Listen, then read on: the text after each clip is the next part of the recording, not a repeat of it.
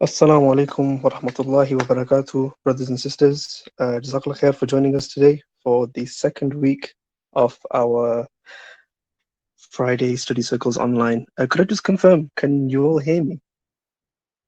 Just a message or not? Yes. Okay, alhamdulillah. Yeah, so we're almost ready to go with this. Yeah, I think Abdus-Salaam has joined now, so I think I'll just hand it over to him. Just before I do that, actually, there was a link that was sent around to download a document. I will send the link in this chat in a minute, but I think it will be useful for this week's study circle if you have that. So Jazakallah khair for joining. I'll hand over to Abdus-Salaam now.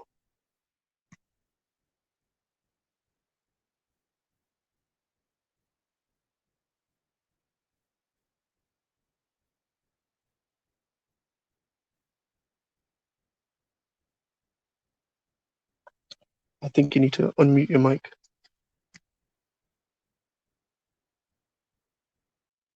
Okay, Bismillah ar-Rahman ar-Rahim. Assalamu alaikum wa rahmatullah. First of all, just to make sure you can hear me before I start. Yes. Can you can hear me? Yes. Okay, Jazakallah. Okay, so before I do start and I go into the topic that I chose for this circle, after last week's session, there was some confusion regarding two issues. And the confusion was why ear drops do not break the fast and the eye drops do break the fast. And why is the ear a passage? Why the ear isn't a passage into the body, whereas the eye is. So a few brothers were confused about that, and I thought it was only fair that I discussed all of that with everyone, in case someone else also had some confusion. So I have with me this book, it's Al-Hidayah. This is the most famous authoritative book when it comes to Hanafi fiqh. The value or the space that Sahih Bukhari has in hadith, the same role this book has in Hanafi fiqh. So I'll try and, if it works,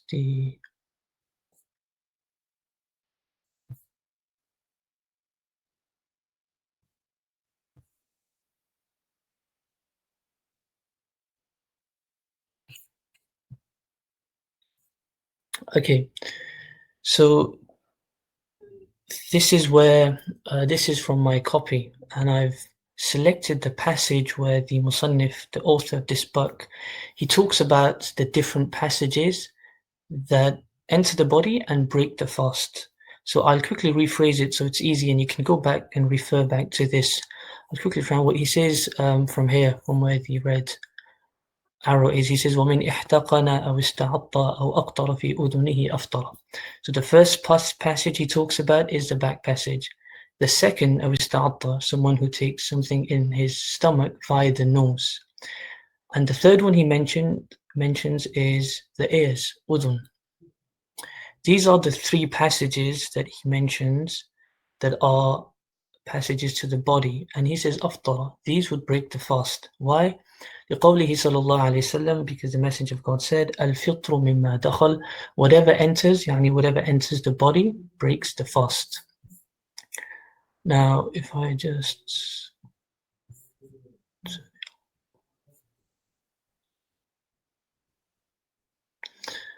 okay, so now that is mentioned, I'll spend a few more minutes trying to explain this. This book, Al-Hidayah, was written 1,000 years ago, roughly around 1,000 years ago. Science 1,000 years ago and the science today has massively changed. The things, and we know that science is something that evolves and gradually changes. There are some fiqh masail where the fuqaha directly depend on science. Okay, and we take, or what the reason or how they come to a conclusion is based on what science says. At that time, the scientific knowledge that the people had was that the ears are a passage into the brain, and that the eyes are not a passage into the body. This was the generic scientific understanding, the understanding of the human body at that time. However, since science has changed, and now we know very clearly that there is something we call eardrums inside the ears, and those eardrums prevent anything from going. They serve quite literally as a barrier to the body. And ever since, we've also learnt that the eyes are a passage into the body. Now, what we need to know is that when a faqih comes to a conclusion based on science, if that science changes, if our understanding of the human body, medicine, changes, then that fiqh ruling that was based on that scientific understanding must also change. That's the principle, right? Many people, if you ask them, why does, they would say eardrops break the fast, and you ask them why, they would simply say, it says in Al-Hidayah, the Musannif says, أَبْطَرَ فِي أُذُنِهِ أَفْطَرَ. Whatever eardrops break the fast. And that is only as far as they go. What they don't do is try and understand, how did this author come to this conclusion that eardrops break the fast? And you'd learn it's science. And if science has changed, this ruling also has to change. There are some fiqh masail where we depend, or where we base it on a hadith or a verse from the Quran. Now, when we base our rulings on a verse from the Quran will never change. It will never fluctuate. Therefore, that ruling will never change. But when it's based on science, then that ruling is subject to change as science changes as well. And this isn't something, depending on science, isn't something that is outside of Islam. The Quran, not once, not twice, but multiple times, says, فَاسْأَلُوا أَهْلَ الذِّكْرِ إِن كُنْتُمْ لَا تَعْلَمُونَ. If you do not know, then ask those who do know. So that's one thing that I hope I've managed to clear, why the eardrops and the eye drops, why one breaks the fast and why the other doesn't. There was another question that was a very, very good question. I believe it was asked from one of the sisters, and that was regarding injections, dental injections that go inside the gum. And what I said was that would break the fast. Now, when I said that, it was based on some assumptions that I had, and I then asked a dentist to try and clarify or bridge any ignorance that I had, and it was right what I said. Now, I'll try and go through why I came to that ruling. What I was told, so when the sister said that it's an injection that goes inside the gums, what I assumed was that it is inevitable that some form of liquid or something would go down the throat because it's inside the mouth. When I asked the dentist, he said that the dentist, what they do is, before they have this drill where they spray water and then they place some gum cream on and then they inject. So it's very, very hard to not think that something will go down the throat. But this is the usul that I want you to remember, so that then you can apply it on other situations. If something enters the mouth, it will not break the fast. The thing that will break the fast is when something goes down the throat. Okay? For instance, some people have gum bleeding. Now, if they have blood inside their mouth, that wouldn't break the fast. But if that blood goes down the throat, then of course it will break the fast. Similarly, if you inject anything inside the mouth, it will not break the fast, given that nothing goes down the throat. How practical that is, you know better about these procedures than I do, and therefore you must come to that conclusion yourself. Another question that has caused some confusion, and I want to explain that. And just before I explain this, what I will say to you is, try and make notes, because the purpose of this isn't a lecture, it's not a reminder. And it somehow defeats the purpose that if I say something and then after a few days you forget that, or you don't remember that, The purpose of these is that you remember and you learn, and then you continuously practice that. A question came was, will if you fast an optional fast, so the days of Sha'ban or after Ramadan, the days of Shawwal, if you fast and then you break this optional fast, do you have to make it up? And I very categorically said that if you break an optional fast, it is obligatory to make that up. Often what people assume is that because this fast is optional, if I break this optional fast, I won't have to make it up. That is absolutely that's not how it is. That's absolutely not how it is. Now I'll give some more tafsil and try and go through why this is the case. You see, an optional act of worship, no one is forcing you to do that. You engage in an optional act of worship on your own accord. However, when you decide to engage in an optional act of worship, it then becomes obligatory for you to honor that, for you to complete that. And this is applicable in every scenario. So let's take the fasting of Sha'ban. No one is forcing you to fast in Sha'ban. It's not obligatory. You choose to do that. But once you choose to fast and once you enter the fast, it becomes obligatory for you to honor that. You must complete that. And for any reason, if you break that fast, even though it was an optional fast, you will have to make it up. The qada of such fasts is wajib. I hope this is slightly more clear for any confusion that was created before. And this is applicable in other scenarios as well. For instance, you start to pray a nafil salah. Let's say you wake up for tahajjud. That's nafil or sunnah, optional. So you pray that. Now, you engaging in that act of worship was optional. That was your choice. However, the moment you start that salah, it is obligatory that you honor that commitment and you finish that salah. If you break a nafil salah, it becomes wajib to make the qada, to do the qada of that, to make it up. So just as you miss a fard salah, it's wajib to make that up. If you break the nafil salah, if you break the salah, even though it is nafil, you will have to make it up. So I hope that is somewhat clear before I go any further. In any case, this, inshallah, this session, what I wanted to discuss was fidya, qada, and kaffara. Now, alhamdulillah, I do have a lot of experience with masajid, and I was involved since the age of 12. It's now been nearly 8 years.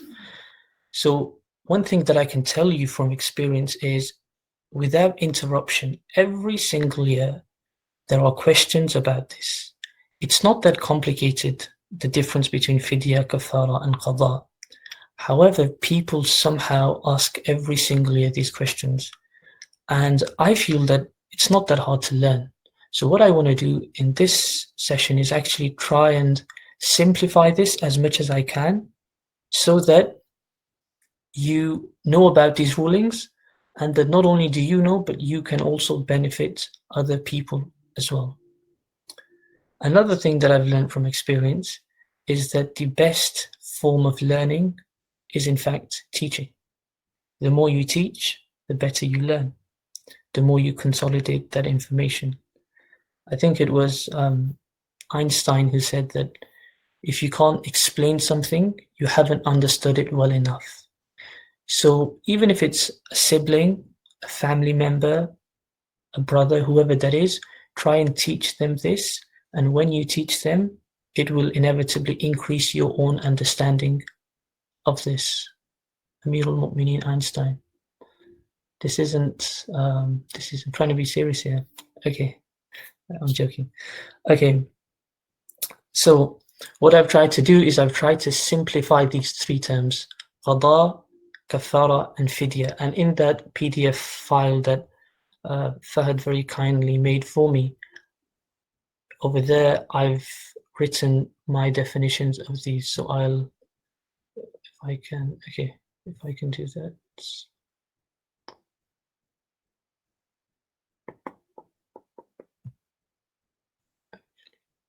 Yeah, this was the one. Okay, So over here, I've come up with some definitions of these. And if you understand and memorize these definitions, it will be easy to distinguish between the three things. So qada is quite literally make up. So you make up the fast at some point in your life. Now I've written next to the khilaf al-Shafi'i because the Shawafi' and the other madhahib, they have a slightly different opinion. The Ahnaf say that if you need to make up a fast, you can make up that at any point in your life. And where we do the istidlal from is from a verse from the Quran, when Allah says, وَمَنْ كَانَ مَرِيضًا, and whoever is sick, or عَلَى سَفَرٍ, or open travel, فَعِدَّةٌ مِّنْ أَيَّامٍ أُخَرٍ, he should make it up another day. There is no specified time frame in that verse of the Quran, and therefore we say you can make it up whenever you want, so long as it is in your lifetime. But the Shawafi and the others they say that you do have to make it up before the next month of Ramadan. In any case, qada is to make up a fast. Now, kaffara is a penalty. Now, this is a penalty that is imposed on the one who intentionally breaks the fast in the month of Ramadan without a valid reason.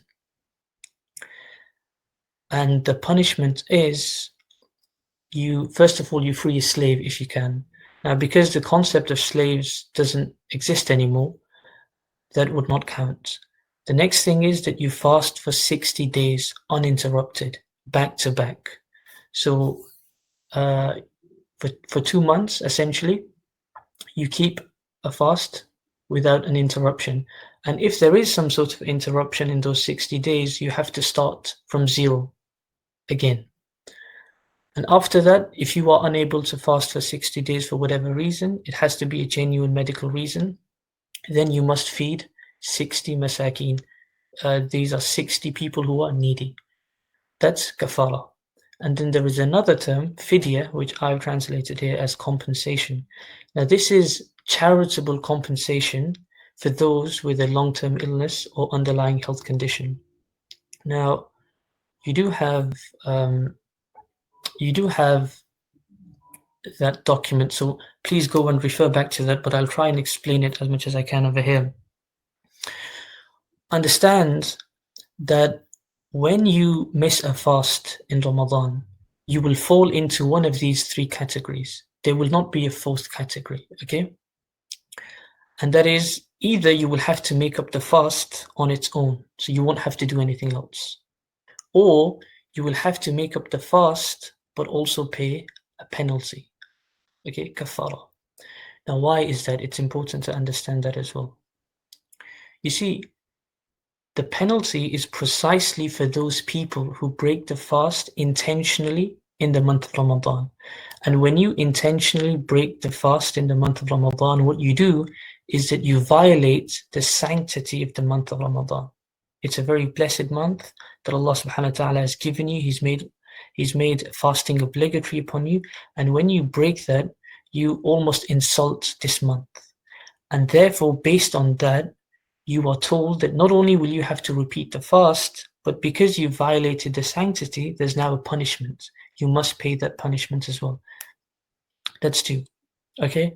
And the third possible option is fidya, where you simply give some compensation, you feed the poor as a way to compensate for your missed fasts. Now, there isn't a fourth category. There's only three possible categories that you will fall into if you miss a fast in Ramadan. You either have to make up the fast, or you will have to make up the fast and pay a penalty, or you will have to pay fidya. These are the only three possible outcomes if you miss a fast. Now, there's some more detail to the idea of fidya. Understand, fidya can only be given by someone who has chronic illness. Okay, so for instance, if I have an illness that will stay with me next year, the year after, it will stay with me for my entire life, and I'm sure that I will never be able to make up these fasts. In that instance, what the Sharia says is that you can simply feed a miskin, a needy person, instead of fasting.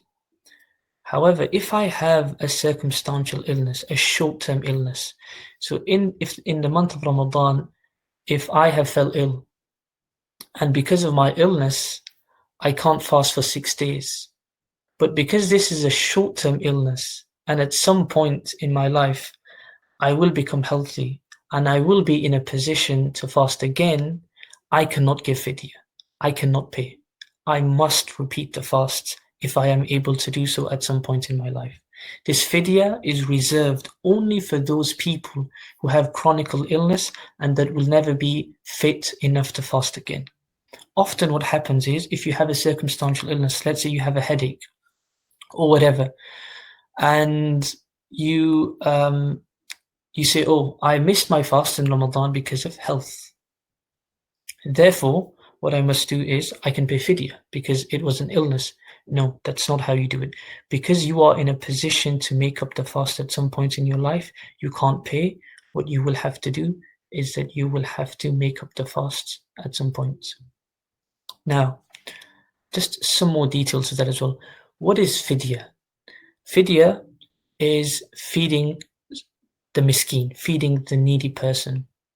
Now, Allah subhanahu wa ta'ala in the Quran, when He talks about this, He says, Fidyatun ta'amu miskin, that you feed the poor yourself.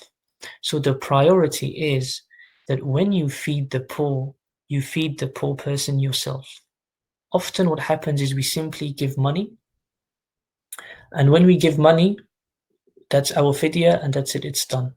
But because in the Quran, the wording that Allah has used is fidyatun ta'amu miskin, the priority is that you physically feed the poor yourself. But then there's an issue.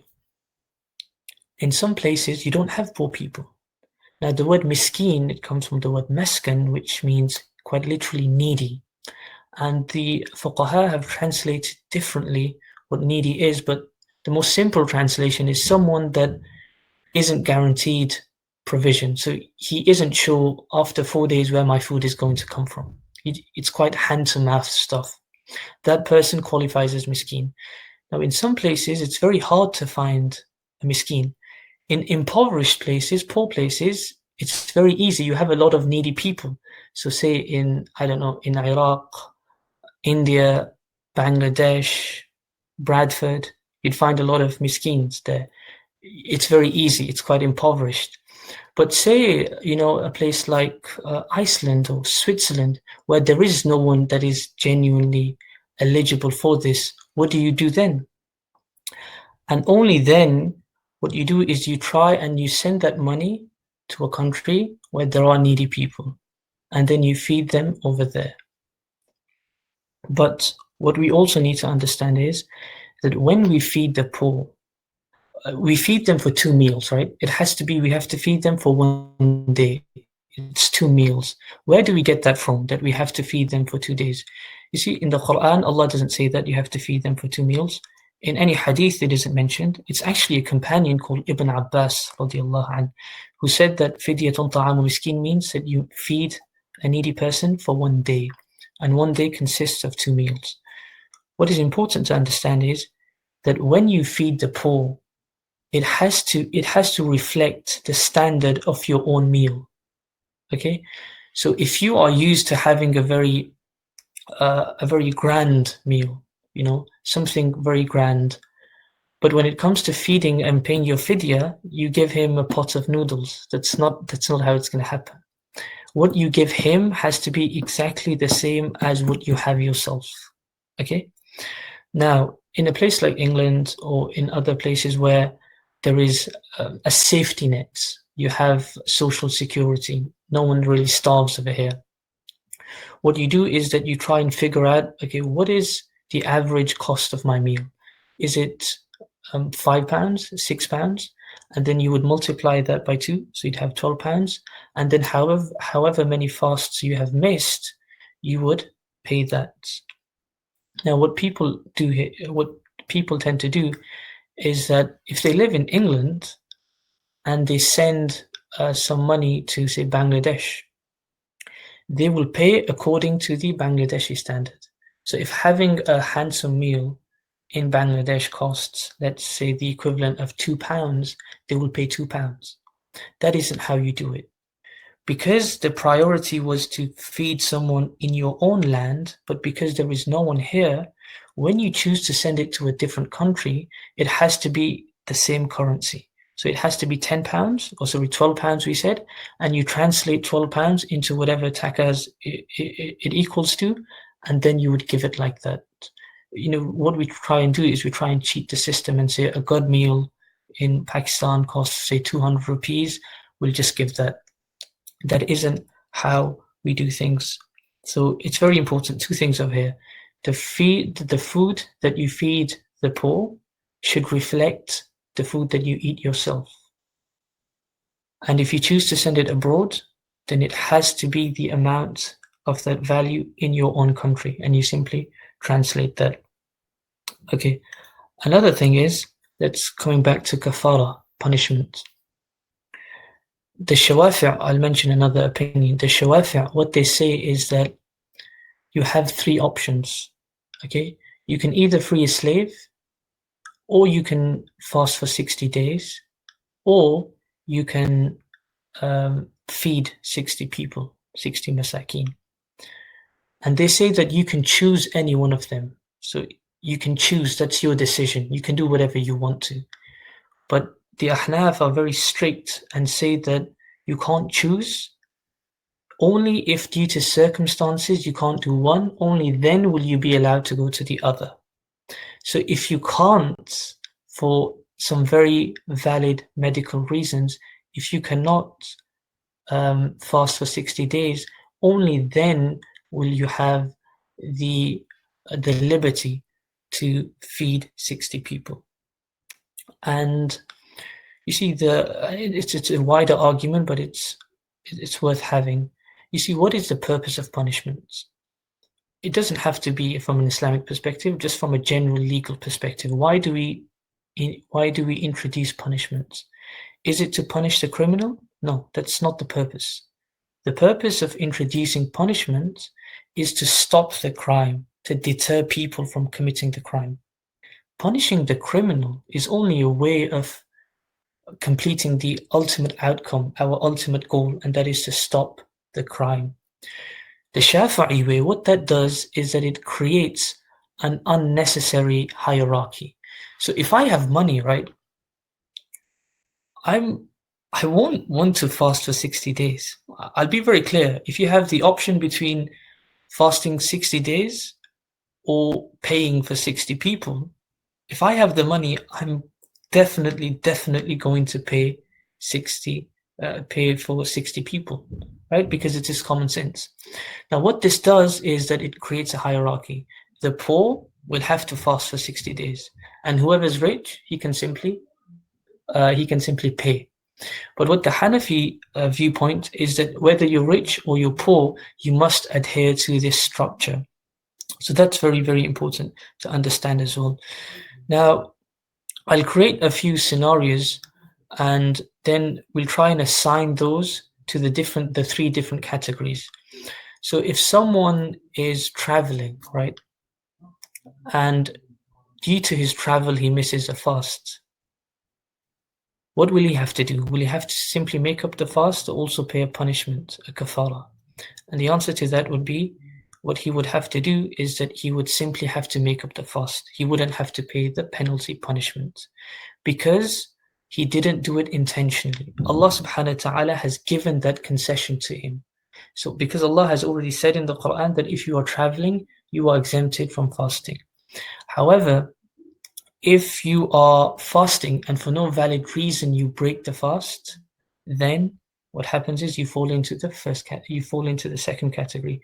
You have to make up the fast, but also pay a fine, the punishment, the penalty. There is another instance over here, and that is someone who has genuine mitigating circumstances.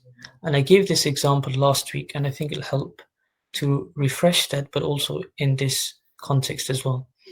You have people. Okay. So, so you have people in the Gulf who have some conditions, and them working is the only way that they can feed the family. That's the only way they can feed the family. And if they fast because of the scorching sun and the heat, you have to live the cause of the genuine risks of the life. Now they have two options. They can either fast and risk their life, or they can sit home, not go to work, and then sabotage the livelihood, and then sabotage the process of them feeds the family. In this instance, what the Sharia says is that you prioritize your family. You don't fast, so you're allowed to break the fast under these circumstances, and you would only have to repeat.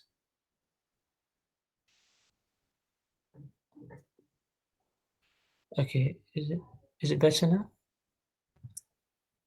Okay, I'll repeat the two sentences. Okay, so I was giving the example of someone in the Gulf who's working on these construction sites, and because of the unbearing heat, he's unable to fast. And if he does fast, it poses a genuine risk to his life. But what he also can't do is not work. He has to work. If he doesn't go to work, he can't feed his family. Now he's presented with two options over here. Either you go to work, fast and risk your life, or you don't fast and you simply break the fast. Now in these two instances, what the Sharia says is that this person will be permitted to break the fast, and all he'll have to do is he'll have to make up the fast. Now, because this is a genuine reason, there will be no penalty, there will be no punishment.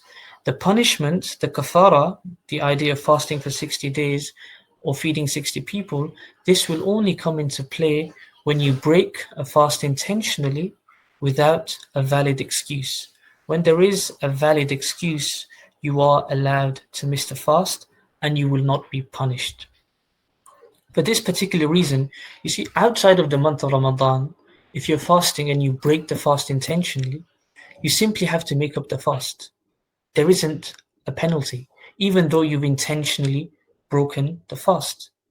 But in Ramadan, when you intentionally break the fast, you have to make up the fast, but you also have to do something else, and that is pay a penalty. Why is that? And I've mentioned that before.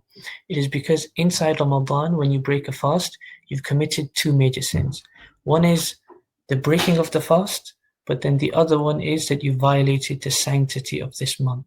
Therefore, you must make up the fast, and also you have to pay the penalty as well.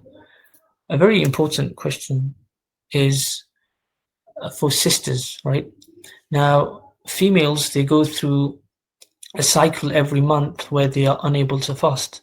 So how do you fast for 60 days uninterrupted as a woman? And the answer to that is that for women, there is an exception. So if you fasted for 20 days, and then those days have come where you are unable to fast, you would not count those days in. Those days would be an exception. So once those days of bleeding are finished, then you would simply carry on from where you finished. So 21 days, and then there's a 5-day pause. After that 5-day pause, you'd simply start and continue from where you left off from. There. Okay. Now, just one more thing that I would also like to mention is necessity. In what instances are we allowed to break the fast? And I want to slightly go into it a little bit more. There is a permanent principle in our deen that we always employ, and that is الضرورات تبيح المحظورات, that which roughly translates as necessities permit prohibitions. For those of you who attended last semester Kitab al-Tahara, one thing that you would remember is that to wash the full arm, right, the hand and the arm, is fard, it's an obligation. So if there is even a small portion of this arm that is left dry, the fast is invalid. Sorry, forgive me, the wudu would not be complete. You know, the Prophet ﷺ, he said, "At-taharatu miftah as-salah," that tahara, purification, is the key to salah. And then he said, "As-salatu miftahul jannah," and salah is then the key to Jannah. So tahara is really important. Then he's coming to the point, if any part of the hand is left dry, you have no wudu. And when you have no wudu, you have no fast. But in the case of someone wearing a bandage, if someone has a bandage in his arm, what does he do? And the Sharia says, all you do is you take water and you pour it over the bandage. Okay? And if someone fears that if I pour water over the bandage, it's gonna increase the pain, then what the Sharia says is that you simply take a dry hand, you dry your hand, and you simply wipe over the bandage. If you feel that you can't even wipe over the bandage, what you do is that you get another cloth. You get another cloth and you wrap that cloth over that bandage. And then over the additional layer, you wipe, you do masah, you wipe over it. If you can't even do that, then what you do is the Sharia says that you just leave it. So one thing that was fard, was an obligation, has now been cancelled out entirely because of a necessity. With fasting, it is exactly the same. If anything poses a risk to your life, right, or it poses any serious health risks, then it's very easy that fard would be cancelled out and you would have to make it up another time. That's very, very clear. Now, in the current climate, we have, COVID-19, and a lot of people are dying because of this. One of the issues that we are facing over here is ghusl. We can't really give bath we can't really wash the dead. And washing the dead is an obligation. So what do? Often when, sadly, there was 3 people have passed away from my masjid just in this past week that I knew very well. Often what is happening is that their bodies are being given back almost sealed, and you're not allowed to open them because there is the risk of contracting that virus. Now what do? Because that's an obligation. And the answer to that is, because there is a necessity over here, the sheet that is placed over the dead body, you simply wipe, you do masah of that, you wipe over that. If you feel that even wiping over that sheet poses some risk of contracting the virus, then you place the body in a coffin, you close the coffin, and you simply wipe over the coffin. And if you feel that even wiping over the coffin is an issue, or it poses some sort of risk, what do? You simply leave it. That is another example in this modern day where necessity, it somehow cancels out any obligation that existed beforehand. If there's any questions, you can just type any questions on the side and I'll be very happy to answer them. If not, you can message on the group chat or you can message me personally. I'll be happy to answer any question.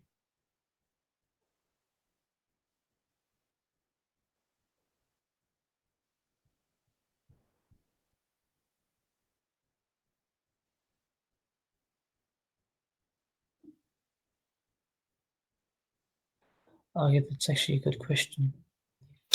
So what I meant before was that if you make the intention to fast, but the time of the fasting hasn't started, and the fast officially hasn't started, then you break it, it's fine.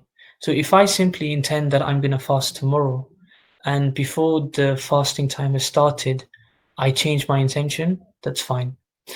When making up the fast becomes obligatory is when the fast has started and I intended to fast and the time has started and in between I break the fast. That's important. Only then will it become obligatory. If that doesn't make sense, please ask again. How does one do masah over the plastic bag? Do you wipe just from top to bottom? Yes.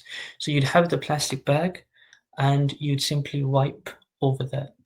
But if you feel that even wiping over the plastic bag is posing is posing a risk, then you just simply wipe over the coffin.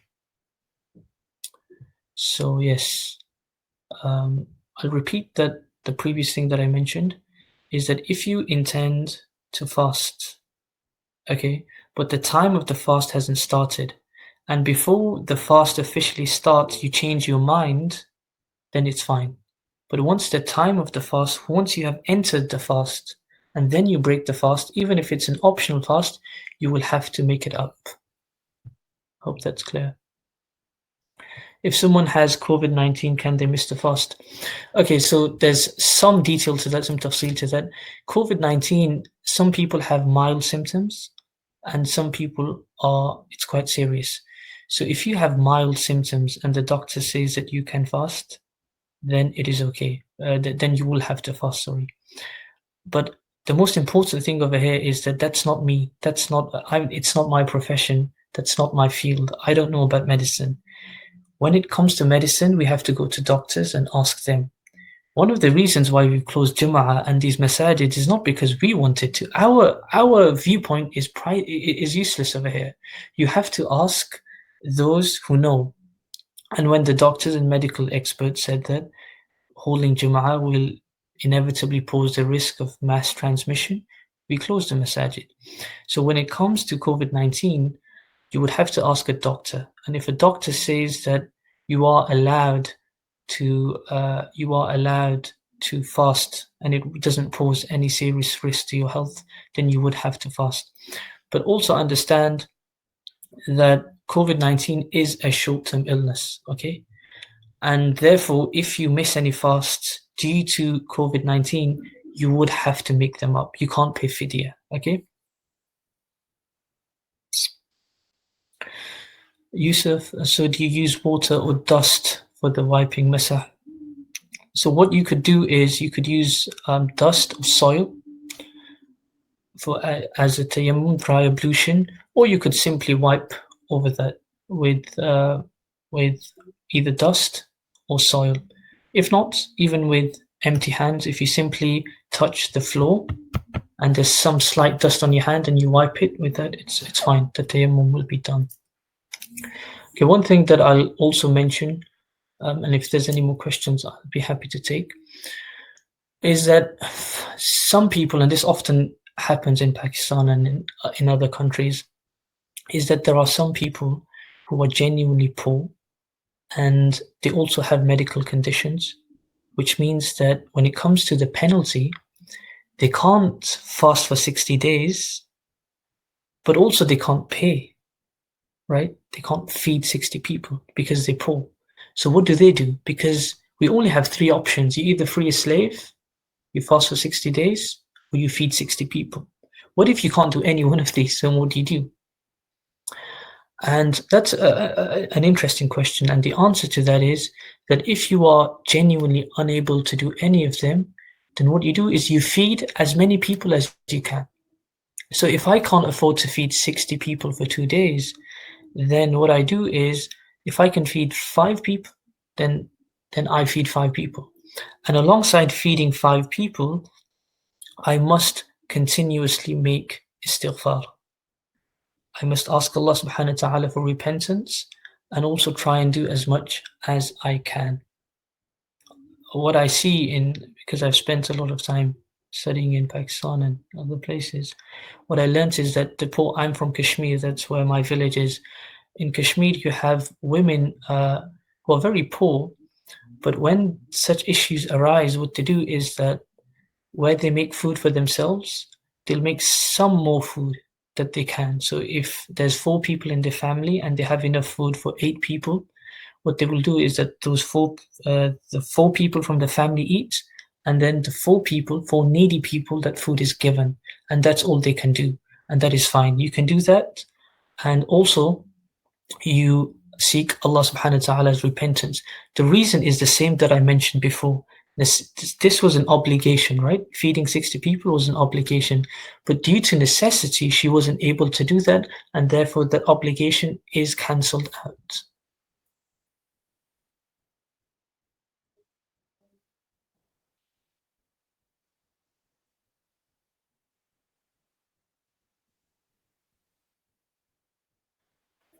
Okay, Danielle says, does the qada fast have to be done back to back with the 60 days for kafara? Okay, so when it comes to the kafara, the punishment for intentionally breaking the fast in Ramadan without a valid excuse, the opinion of the Ahnaf is that it will have to be 60 days back to back. The only exception is women, and that too, those certain days that they have.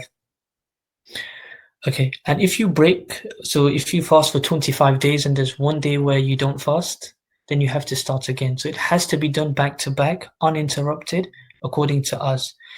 But in the opinion of the Malikiya, in the Maliki Madhab, there isn't that. So you can fast for 5 days, take a 2-week break, then fast another 5. It doesn't have to be back to back. That is the opinion of Malik, Imam Malik rahimahullah. Those are both valid opinions.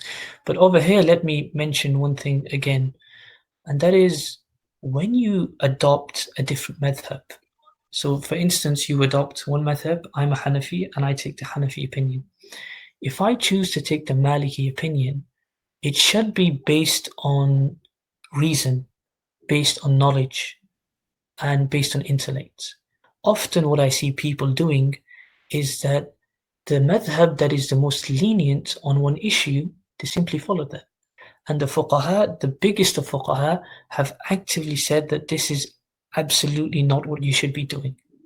When you adopt an opinion, there should be some intellect, some knowledge, some reason behind that.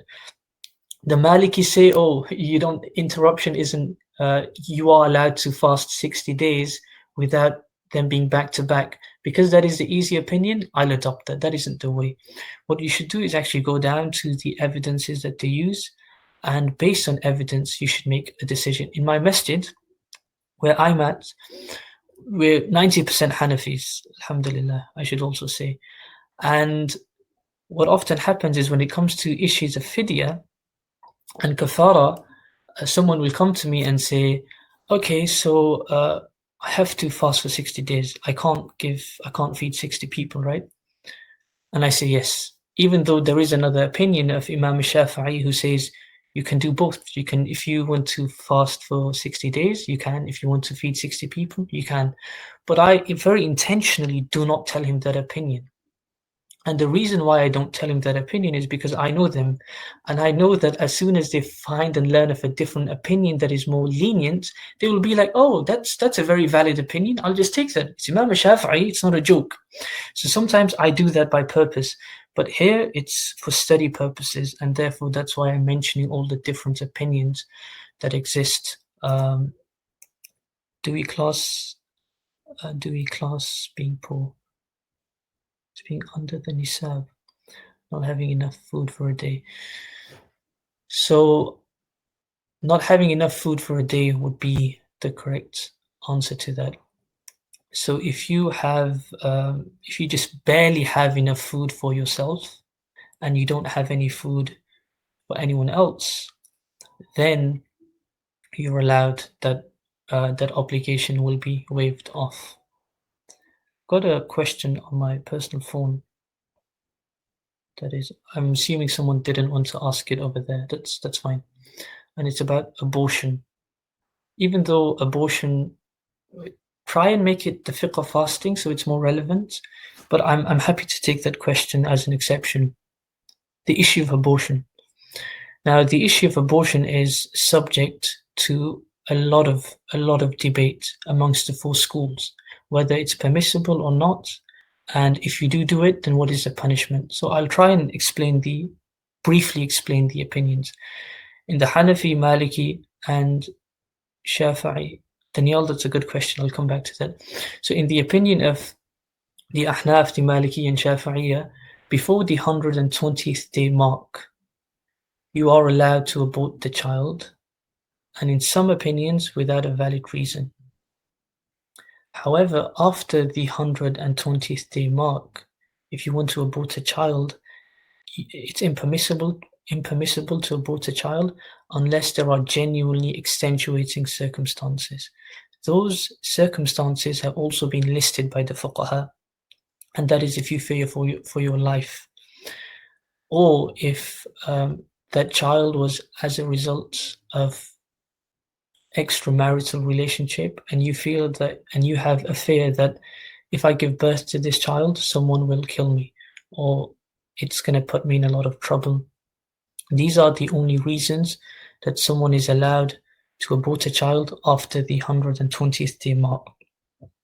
Before the 120th day, you are allowed to abort a child in those 3 schools.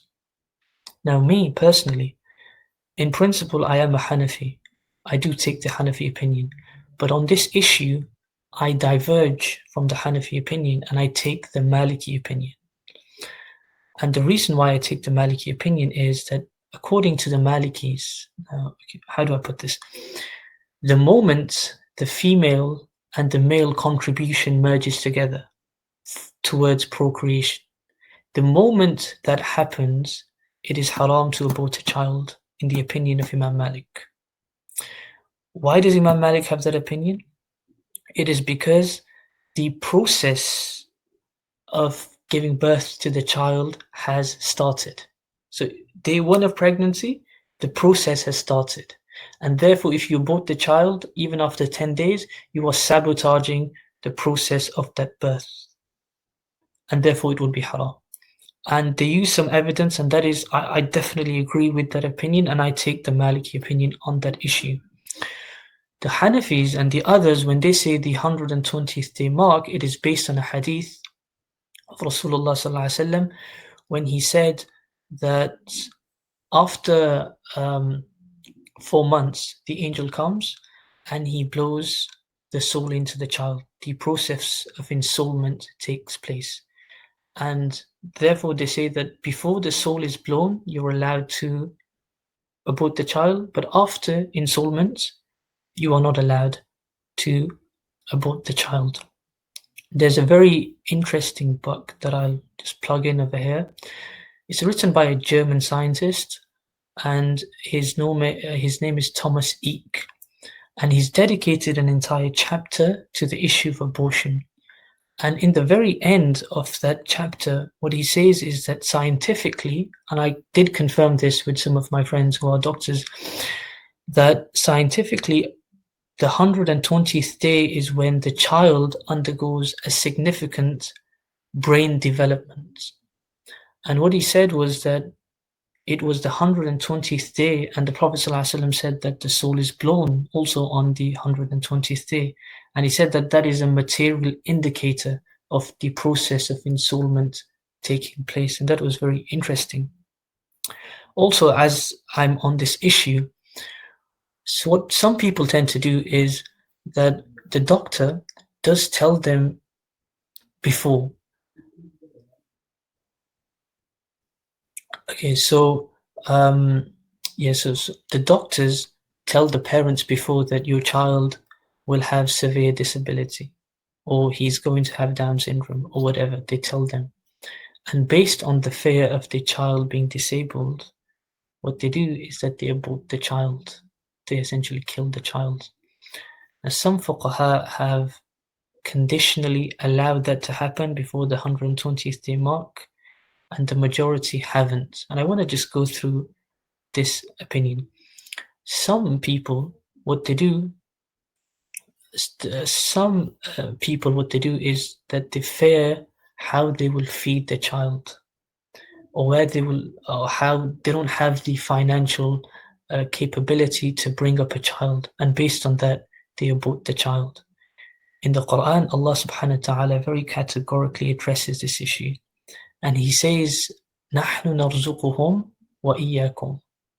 We are the ones who give you them rizq, and we are the ones who give you provision.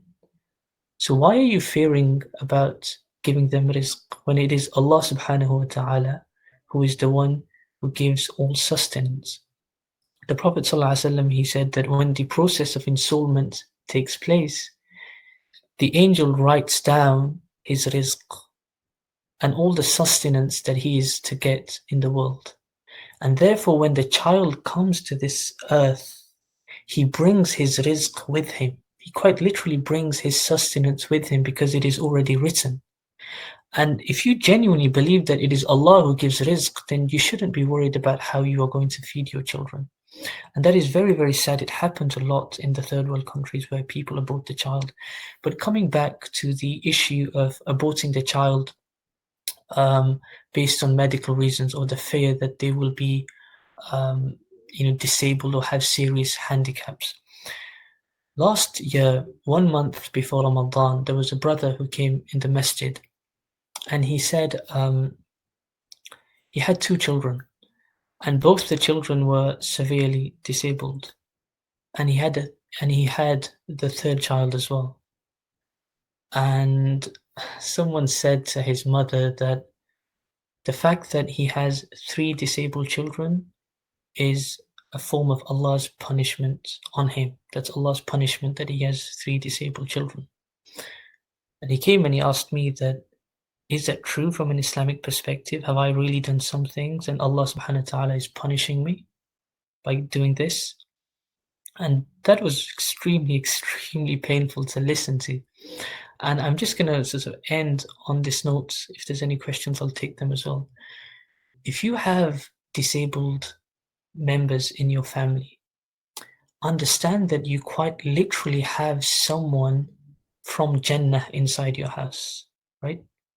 Because those people who have serious handicaps and disabilities, on Yawm al-Qiyamah, these disabilities and these handicaps will be lifted, and they will be given a very clear passage into Jannah.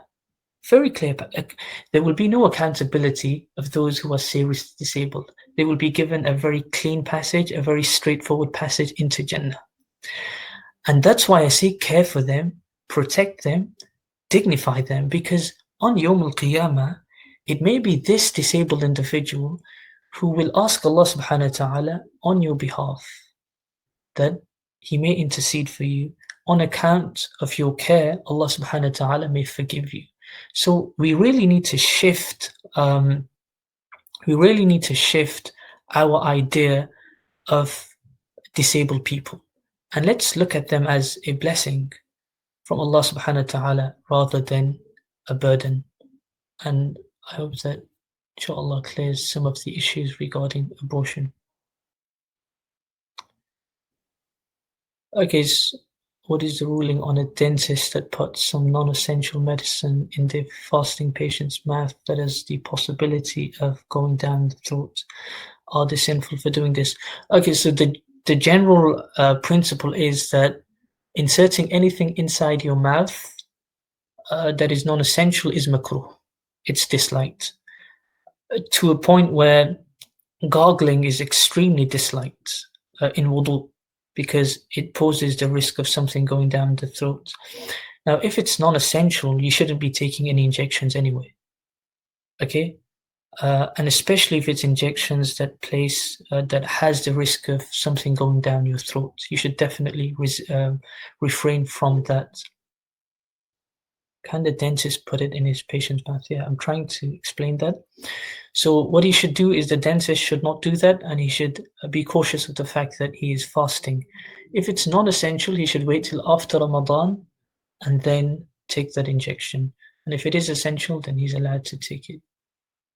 But anything that poses the risk of something going down the throat. So let's again create another hypothetical situation. Let's assume that I go to the dentist, I'm fasting, and the dentist injects me with something in my mouth that poses the risk of potentially some liquid going down my throat. What should I do? It's makruh, but it's okay. I take the injection, and then I need to decide at the end that has anything gone down my throat. And if anything has gone down my throat, then I will have to repeat the fast. And if nothing has gone down the throat, then I won't have to repeat the fast. I'll just continue. It will be disliked, but I can continue.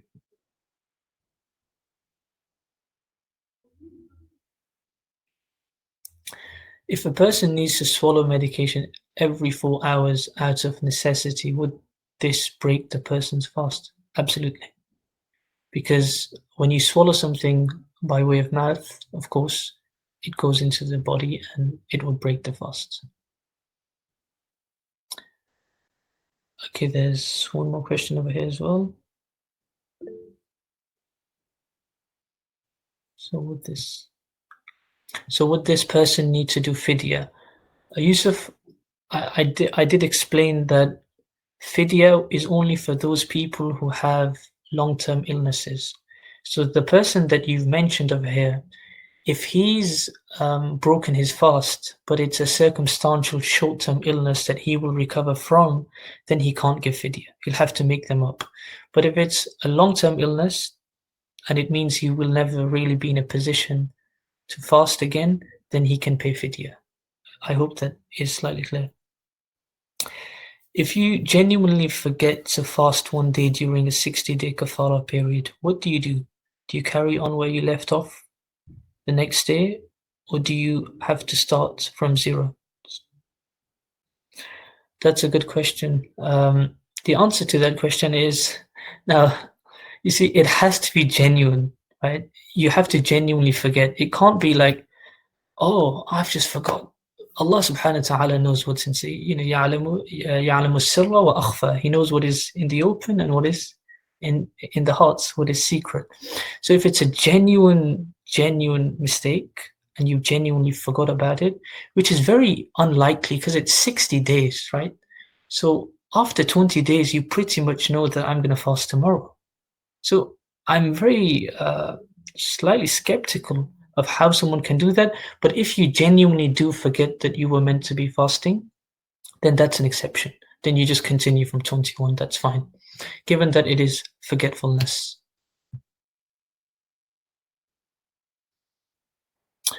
At what age would children be required to make up the fast? So the fast is obligatory upon a baligh, mature person. So if you're mature enough to fast, then you're mature enough to also make up the qada. So that's the principle as far as that is concerned. There's one question on my phone as well. Try and ask on there, especially if it's the brothers. I'm not sure why you guys are shy. Ask on there so everyone can look at it as well. The question is that for kafara, if you can't feed 60 people and you can't even feed 2 people, then what do? Is there any other form of sadaqah? The answer to that is, if you can't feed anyone at all, then that obligation is waived off. It's cancelled out. And what you do is you make istighfar excessively, and you try and give any form of sadaqah that you can do. Now, let me make this point over here. Our understanding of sadaqah is extremely flawed. We think of sadaqah as something that is only given in the form of money. It's materialistic. And that is very, very far from the truth. There's a hadith that I'll quickly mention. The Prophet ﷺ, there were 3 companions, and he said to them that, did any one of you give sadaqah last night? And they were all quiet. And he asked them again, did any one of you give sadaqah last night? And they responded. They were quiet, sorry. The 3rd time, he very strictly asked them, did any one of you give sadaqah last night? One companion stood up and he said, the Messenger of God ﷺ, last night when I was sleeping, I woke up and I had a desire in me to give some sadaqah in the way of Allah. So I searched all my house and I could find virtually nothing to give in the way of Allah. He said, then I searched my house again for the 2nd time in the hope that I will find something to give in the way of Allah. And he said, when I searched the 2nd time and I could not find anything, he said, I made wudu. And I fell into sajda. And I said that, Ya Allah, I have let go of any hatred, any hard feelings for anyone who has wronged me in my life. And I forgive them, so Ya Allah, you forgive them as well. And the Prophet ﷺ said that sadaqah was so beloved to Allah subhanahu wa ta'ala that the angel, the entire night, he was carrying the rewards of that to the arsh. So we have a classical example of simply, forgiving people is also as big as sadaqah. Smiling at people, making someone feel better, good about themselves, is also a form of sadaqah. So sadaqah isn't simply, money. If I can't feed 60 people and they can't fast 60 days, what shall I do now? For kafara, is it a total of 60 days penalty? Oh, that's a good question, Yusra al-Bayati. Okay, Sheikh Ibrahim, I've mentioned that if you can't feed, the first thing is that you try and fast for 60 days. If you can't do that for a genuine medical reason, not because, oh, it's too hard. Obviously, it's going to be hard. You shouldn't have broken the fast in the first place. You fast for 60 days. If you can't, you feed 60 people. If you can't even feed 60 people, then I did say that because of necessity, you would simply have to make istighfar and try and give and try and feed as many as you can. If it's 1, 2, 3, however many you can, just continuously try and do that. For kafara, is it a total of 60 days penalty for all the days of intentionally broken fast in Ramadan more than one day? That's a very good question. The answer to that is that in 1 month of Ramadan, if I have intentionally broken the fast, 4 fasts intentionally, I have broken. Now, 1 kafara will suffice for those 4 fasts. However, the thing that you need to remember over here is that if there are 4 broken fasts and then I do kafara, and then after that, if there's another intentionally broken fast in the month of Ramadan, then the kafara will start again. So it is in the month of Ramadan, however many fasts you have broken, 1 kafara at the end will suffice for all of them. You won't have to individually make them up. If that makes sense. Inshallah. Okay, so before now I give it to Sister Farhat, who's very kindly been waiting, and she's also been very kind enough to give up some of her time. The one thing that I want to mention very quickly is the topic for next week. And the topic for next week, in my eyes, is arguably the most important. And I talked about Fidya and Kaffara being one of the most commonly asked questions. This is even more asked. And the sad thing is that, you know, it's equally important for brothers and sisters to know. And that is to do with the bleeding that a woman undergoes every month. And it's going to be mainly focused on the fiqh of that and how that affects the fasting. A lot of the questions are usually like, you know, if I've have a usual cycle of bleeding and this month the cycle has changed, how does that affect my Ramadan? If there is interrupted bleeding, how does that affect my fast? How do I make them up? All these are very, very important fiqh questions that are very, very important for everyone to know, brothers and sisters. So next week, it's going to be the fiqh of menstruation that I want to really pay attention to, inshallah. So yeah, along with kafara of 60 days fasting, do you also have to repeat missed fast? Okay, thank you, Yusuf. I forgot to answer that. So again, let's create a hypothetical situation over here. Let's say I've missed 2 fasts, okay, intentionally without a valid reason. At the end of the month of Ramadan, what I have to do is, firstly, I will have to do the kafara, 60 fasts first. Once I have completed those 60 fasts without interruption, then after those 60 fasts are complete, then I would make the qada of the fast that I've missed in Ramadan. Does that make sense? So I've missed, say, 4. I will have to make the 60-day penalty first. And once the 60-day penalty is over, then I'll have to make 4 additional fasts. And these 4 additional fasts are the fasts that I originally missed in Ramadan. So it's first the punishment and then the qada. Does that make sense? Okay, is there any more questions?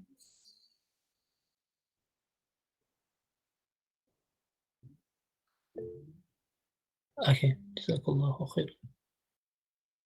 Okay, thank you very much for everyone who joined, and I hope this has been of some benefit, inshallah ta'ala. Jazakumullahu khairan. I'll now ask Sister Farhat to say a few words, inshallah.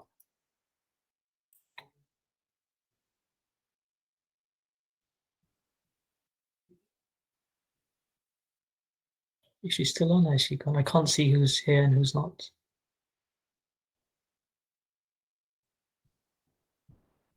So Sister Farhad, do you want to speak? Do you want to just put your mic on, and I think I'll turn my mic off and my camera as well. So if you want to speak, inshallah. My microphone won't come on. Fahad, do you want to intervene? Yeah, I think when you join the video call, you normally press the microphone button and it goes red. So if you press the red microphone button, it should turn back on, sister.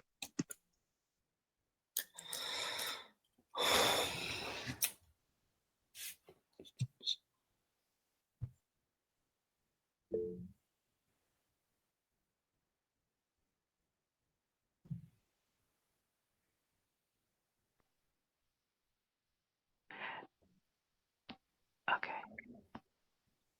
Assalamu alaikum wa rahmatullahi wa barakatuh. Hopefully you can hear me now. Sorry, I hate phones and I hate technology. I'm really sorry. Jazakumullah khair, Abdus-Salaam, for inviting me back again. Inshallah, I pray that everyone is in the best of health and iman. Thank you for such a in-depth session, and thank you for all the questioners as well. MashaAllah, there were many, many questions and many repeat questions as well. So Jazakallah khair. I was thinking about what I wanted to say today. There are just a couple of reminders that I want to give. One is around the institution, around the university. I know many of you left your various courses, assessments very abruptly. Many of those faculties are working very hard to ensure that your assessments, your exams, your mitigation, all these things are being processed. If you're unhappy with any of these things, please escalate them. Please do get in touch. They have a huge backlog, but they're trying with a lot of patience to get through as many queries as possible. So you're definitely not forgotten, but you might need to just knock on the door again and remind them that you're around. All the chaplains, all the mental health services, all the counselors, we're still here. We're operating virtually. You can book appointments, including for myself as well. So please do get in touch. I am equally as busy as I always am. So please be patient with myself also. Inshallah, I will fit you in where possible. And I also want to touch on what Abdus-Salaam talked about, which is COVID-19. That is the reason why so many of our lives have become restructured, and we're climatizing to a new environment now, which is very different to what it was before. Bismillah. And some of you know a little bit about my job. You know that I deal with many staff and students. I deal with well-being, and well-being is being massively impacted now.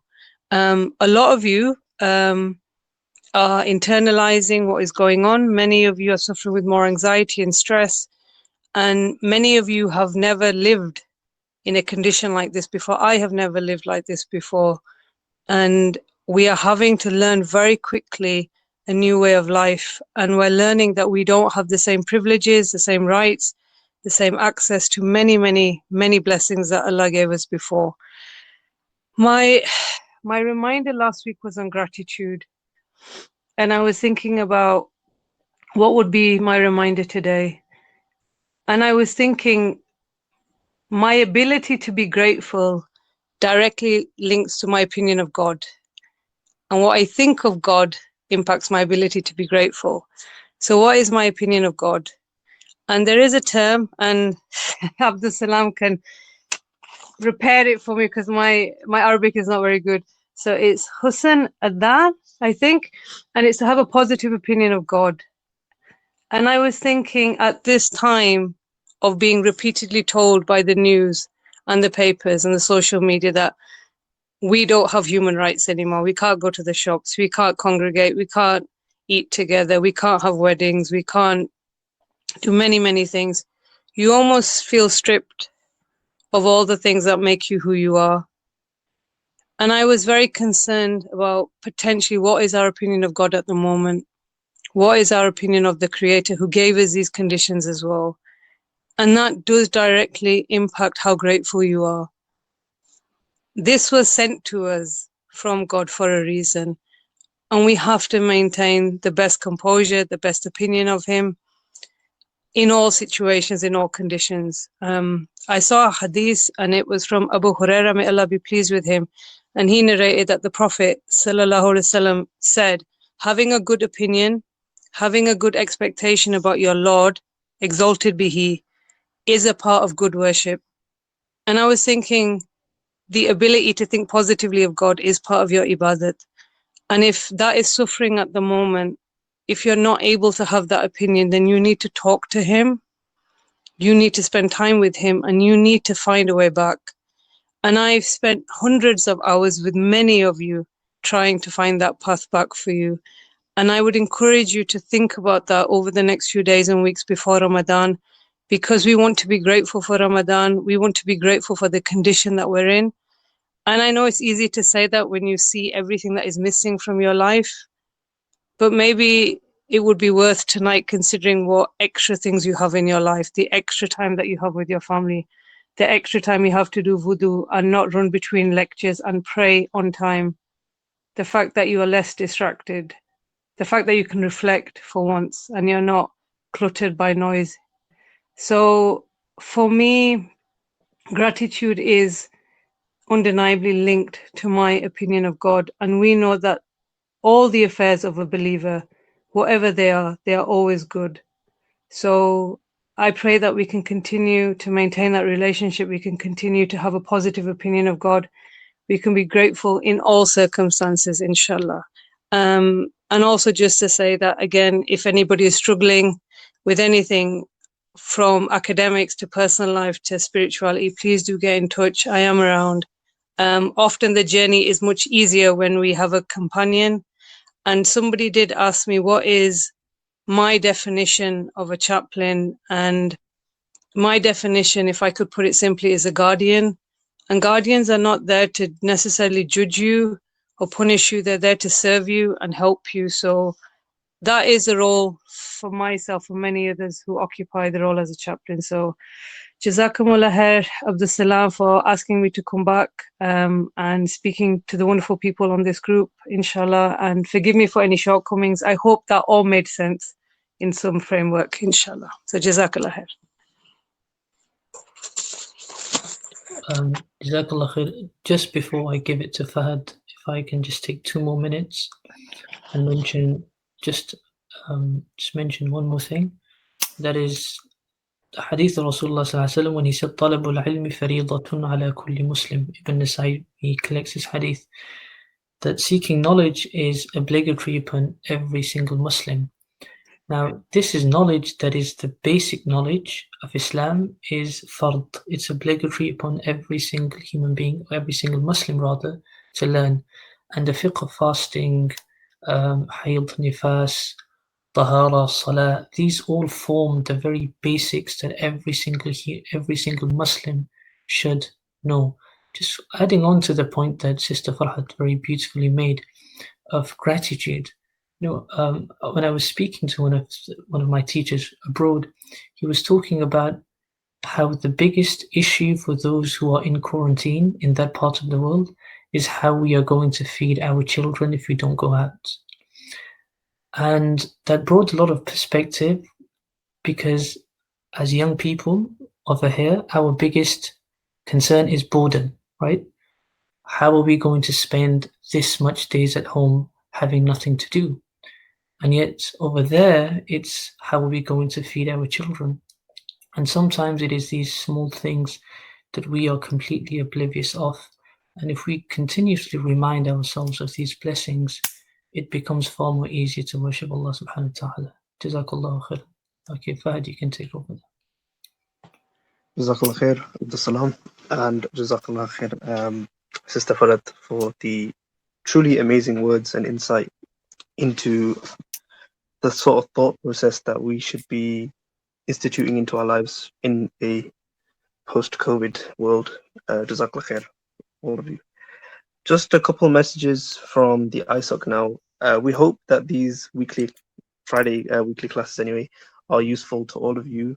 A link is going to be sent out asking for feedback on a form. It'll be sent now, actually, from me now, as well as on the group chats. If you could just take 30 seconds out of your, I would say busy lives, but I'm pretty sure a lot of us aren't so busy right now. So if you could just take 30 seconds to fill in that form and let us know what's going well, let us know what's not going well, maybe, so we can just make sure that the services we are offering at the moment are useful. Beyond that, there are a couple of extra services that will be going out from the ISOC. Just a couple of small things that we want to give to you guys. Because they're in the planning phase right now, we will keep it under wraps for now, but just monitor the spaces that ISOC operates on, the group chats, the social media. There'll be some new announcements soon. And just the final thing from me, and I'm sure it's repeated by multiple people on the ISOC committee, is that if you need any help with anything COVID related or mental health related or anything related, you can always approach the people on your committee. They're there to help, even in times like this. I know it might seem a bit unlikely, but they are there to help. They can point you in the right direction, and inshallah, you know, a lot of the theme of this past academic year has been unity. Issues such as COVID-19 or plagues or any other issue, these are the times that test our unity, and these are the times where we need to come together to show that we mean business when we say unity. So the ISOC remains open. The ISOC remains your ISOC. If you ever need anything, they're only a message away. Jazakallah khair everyone for tuning in. Assalamu alaikum wa rahmatullahi wa barakatuh.